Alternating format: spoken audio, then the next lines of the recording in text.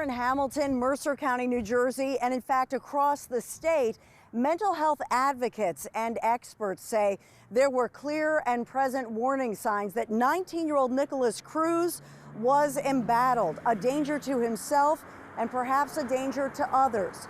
They say there were clear warning signs that all of us should know about. So what are those signs that we should know to see without stigmatizing those with mental health issues? Mental health is being targeted as our nation grapples with gun violence after Florida's school massacre.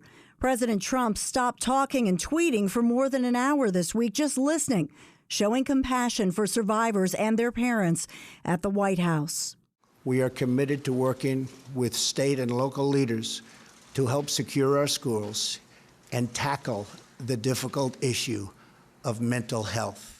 President Trump tweeting out he's pushing for comprehensive background checks with an emphasis on mental health. There are earlier warning signs that if we were paying attention to and intervening earlier, then that would even be better, because the prognosis is always better the earlier we can intervene.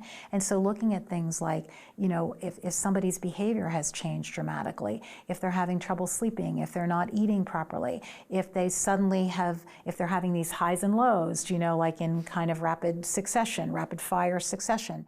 Here at the Mercer County branch of the National Alliance on Mental Illness, advocates and workers are hopeful these headlines will lead to awareness and higher quality services which are connected. Staffers here at NAMI Mercer told me labeling mental illness with ignorance creates stigmas and discrimination, which then leads to isolation. If you think about it, like if a younger person has cancer, for example, or juvenile diabetes or some other kind of medical concern, people tend to rally around them, right, in support and to lend support to their family and how can we be helpful.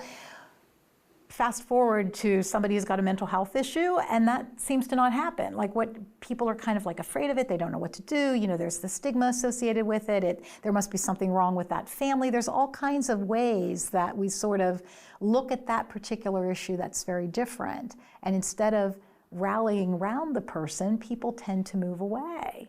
Researchers point to significant commonalities among killers who carried out mass school shootings, such as Parkland, Sandy Hook, and Columbine. 98% are carried out by young males, most with a personal loss prior to the attack, most never properly diagnosed or treated for mental health issues. Advocates are pushing for a more proactive approach, especially for teachers and school counselors who could know what to look for and intervene properly to protect all students. Researchers say it's important to note that mental illness is blamed for less than 4% of all violence across America.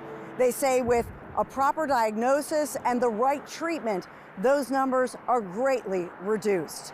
Reporting from Hamilton, New Jersey, Stensland-Mendte for Jersey Matters.